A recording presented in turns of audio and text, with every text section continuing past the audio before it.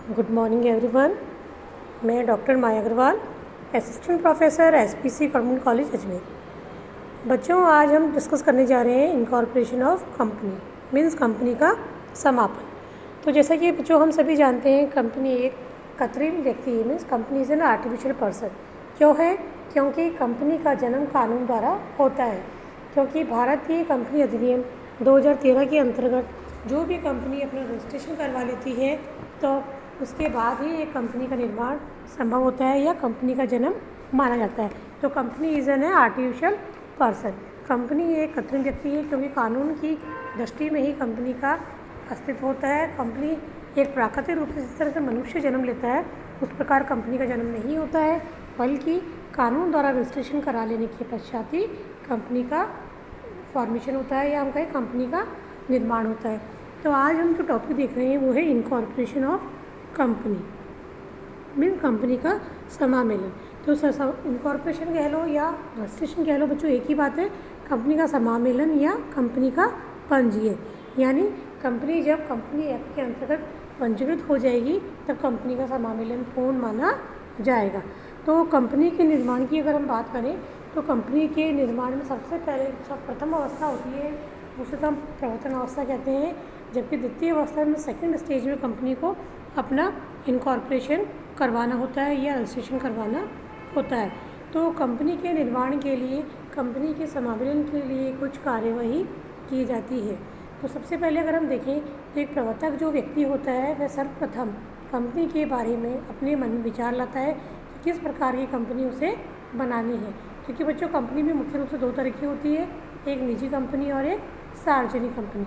निजी कंपनी होती है ऐसे उस कंपनी में निजी साधनों द्वारा स्वयं पूंजी लगाई जाती है, वहाँ अंशधारियों यानी जनता को अंश खरीदने के लिए आमंत्रित नहीं किया जाता है। जबकि हम सार्वजनिक कंपनी की अगर बात करें तो सार्वजनिक कंपनी में अंश पूंजी खरीदने के लिए जनता को आमंत्रित किया जाता है। तो प्रवर्तक जो व्यक्ति होता है वो सर्वप्रथम विचार करता है कि उसे कंपनी किस प्रकार की बनानी है, कंपनी का व्यवसाय क्या होगा, निजी कंपनी होगी या सार्वजनिक कंपनी होगी। उसके पश्चात जो सेकंड स्टेज आती है उसमें कंपनी का पंजीयन या रजिस्ट्रेशन करवाया जाता है। जैसे ही कंपनी का रजिस्ट्रेशन पंजीयन हो जाएगा कंपनी अस्तित्व में आ जाएगी। लेकिन बच्चों में ध्यान रखना है कि कंपनी का रजिस्ट्रेशन करवाने के लिए एक प्रोसीजर फॉलो करना होता है। जिस तरह से आज हम किसी महाविद्यालय में या स्कूल में एडमिशन लेते हैं तो हमें रजिस्ट्रेशन फॉर्म भरना होता है, अप्लाई करना होता है। उस फॉर्म में अपना नाम, उम्र, आयु, सब कुछ सारी जानकारी जो पर्सनल डिटेल हमें भरनी होती है। तो ठीक उसी प्रकार जब हम कंपनी रजिस्ट्रेशन की बात करते हैं तो कुछ लीगल फॉर्मेलिटीज़ होती है जो हमें पूरी करनी होती है।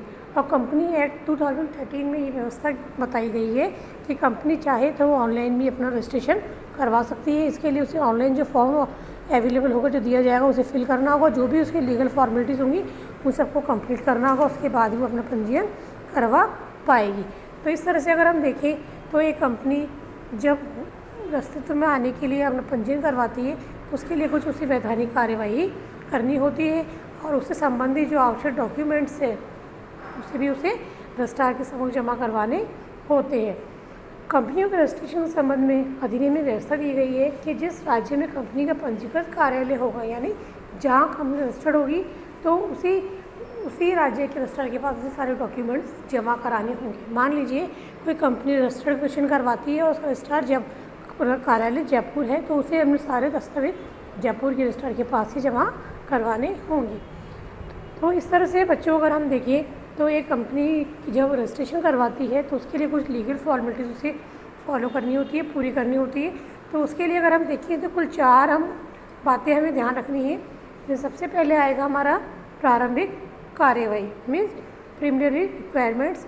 Second is a documents to be delivered to the registrar, यानी रजिस्ट्रार को सपुर्द किए जाने वाले डॉक्यूमेंट्स। थर्ड है रजिस्ट्रार द्वारा डॉक्यूमेंट्स की जांच। एंड लास्ट पॉइंट है हमारा इनकॉर्पोरेशन ऑफ कंपनी।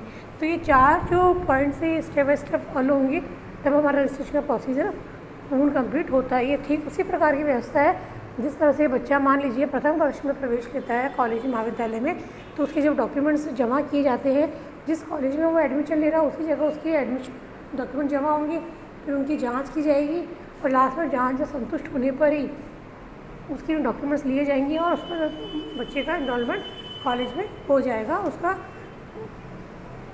प्रवेश उसको दे दिया जाएगा। तो ठीक इसी प्रकार कंपनी जो समाविलन के लिए ये अप्लाई करती है, तो उसके लिए क्या करती है बच्चों, समाविलन के अप्लाई करने के लिए वह अपना उस संबंध में समाविलन का जो फॉर्म है उसको भरती है और जो लीगल फॉर्मेलिटीज को पूरा करती है।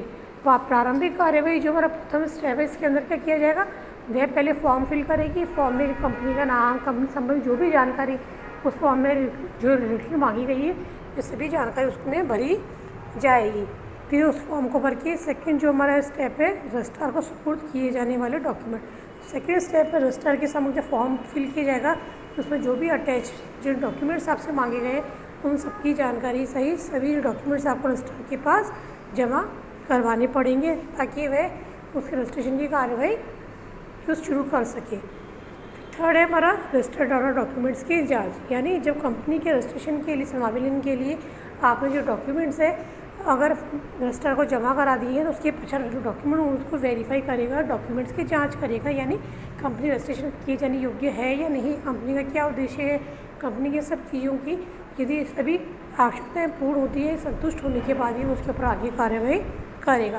कहने का आशय है कंपनी का रजिस्ट्रार जो है कंपनी के डॉक्यूमेंट्स की जो अटैच की उनकी जांच करेगा, उसके पश्चात वो उसका रजिस्ट्रेशन करने या न करने का निर्णय लेगा। एंड लास्ट है हमारा कंपनी का समाविलन, मीन्स जो भी कंपनी अपने तीनों स्टेप को फॉलो कर लेती है, पूरा कर लेती है, तो कंपनी का जो रजिस्ट्रार है वो इस बात से संतुष्ट हो जाता है कि कंपनी द्वारा जो लगाए गए सभी दस्तावेज ठीक है, किसी तरह का उसमें कोई संशय की स्थिति नहीं है, कंपनी उसके लिए फिट बैठती है, कंपनी समाविलन करने योग्य है, तो कंपनी का रजिस्ट्रार उसकी अनुमति उसको दे देगा, उस समाविलन कंपनी का कर दिया जाएगा और उसको मोहर लगा के उसको वेरीफाई करते हुए कंपनी का रजिस्ट्रेशन कर दिया जाएगा। तो इस प्रकार बच्चों कंपनी जो है इन सभी चारों पॉइंट्स को स्टेप फॉलो करके कंपनी हम रजिस्ट्रेशन करवा सकती है, और जब तक कंपनी रजिस्टर्ड नहीं होगी तब तक वह किसी भी प्रकार की कार्य करने के लिए सही नहीं होगी या हम कहीं कंपनी नहीं कर पाएगी। तो जब भी कोई कंपनी व्यवसाय अपना प्रारंभ करना चाहती है, तो सबसे पहले उसे रजिस्ट्रार के समक्ष अपने कंपनी का पंजीयन रजिस्ट्रेशन करवाना चाहिए, क्योंकि जब तक रजिस्ट्रेशन कंपनी का नहीं होगा, कंपनी वैध नहीं मानी जाएगी, कंपनी अन्य पक्षों के विरुद्ध वाद प्रस्तुत नहीं कर पाएगी, तो अन्य पक्ष भी कंपनी के प्रति वाद प्रस्तुत नहीं कर पाएगी। तो कहने का आशय है कंपनी रजिस्ट्रेशन होना अत्यंत आवश्यक है। रजिस्ट्रेशन होने के बाद ही कंपनी को सभी वैधानिक अधिकार प्राप्त होते हैं और कंपनी अधिनियम 2013 की धाराओं के अंतर्गत अपने पार्षद सीमा नियम और अंतर्नियमों की सीमाओं में रहकर कार्य प्रारंभ करती है। तो कहने का आशय है कंपनी रजिस्ट्रेशन होने के पश्चात ही कंपनी अस्तित्व में आती है। यदि वो प्राइवेट कंपनी है तो अपने नाम के आगे लिमिटेड, प्राइवेट लिमिटेड का उपयोग होगा, और सार्वजनिक कंपनी है तो लिमिटेड शब्द का उपयोग करते हुए अपने व्यवसाय को प्रारंभ करेगी। तो इस तरह से कंपनी की पंजीयन की प्रक्रिया पूर्ण होती है और कंपनी का ध्यान द्वारा निर्माण संभव हो पाता है।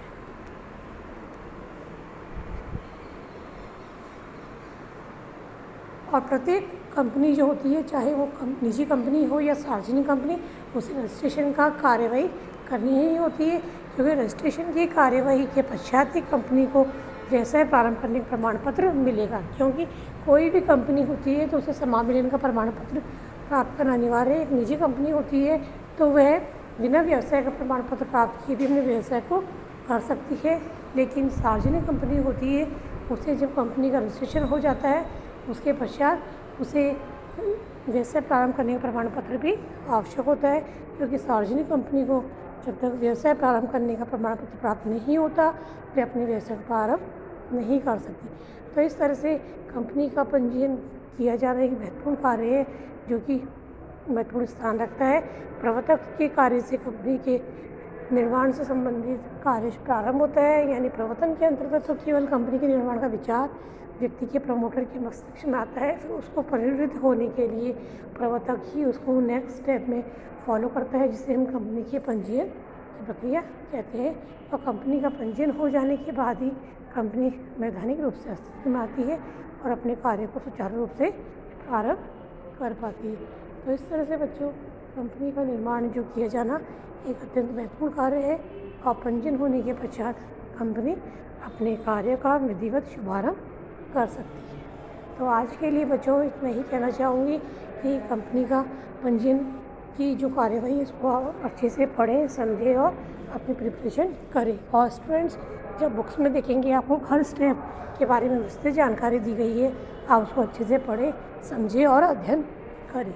आज के लेक्चर के लिए इतना ही कहूँगी। धन्यवाद।